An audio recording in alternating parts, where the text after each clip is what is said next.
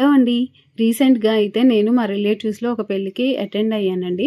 ఆ పెళ్ళికి వెళ్ళినప్పుడు పెళ్ళికొడుకు తరపు బంధువులందరూ పెళ్ళికూతురుని చూసి చాలా హేళన చేశారు.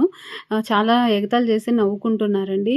అలా వాళ్ళు కామెంట్స్ చేసినప్పుడైతే నాకు చాలా కోపమొచ్చింది. ఎందుకంటే తను అందంగా లేదు, అలా ఉంది, ఇలా ఉంది అని చెప్పి తనని తెగ ఎగతాళి చేశారు. నిజంగా అండి నాకంత కోపం ఎందుకొచ్చిందంటే నేను ఒక ఆడపిల్లని ఎగతాళి చేస్తున్నందుకు కాదు గానీ, ఒక తల్లిగా నాకైతే బాధేసింది. ఎందుకంటే, మనం బిడ్డల్ని కంటాం. అది దేవుడిచ్చిన రూపం అండి. దానికి మనం ఏం చేయలేమనమాట. అయినా అందం అనేది మనసుకు సంబంధించిందై ఉండాలి గానీ, ఇలా రూపానికి కాదు. అయినా కత్తికి లేని దురద కందకెందుకని పెళ్ళికొడుక్కి ఇష్టమై పెళ్లి చేసుకున్నాడు. వాళ్ళు హ్యాపీగానే ఉన్నారు.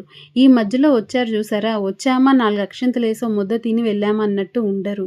అలా ఉంది, ఇలా ఉంది అని చెప్పి కామెంట్స్ అయితే చేస్తూ ఉంటారు. అయినా అక్కడికొచ్చి వీళ్ళేందో పెద్ద అందగత్తెలయినట్టు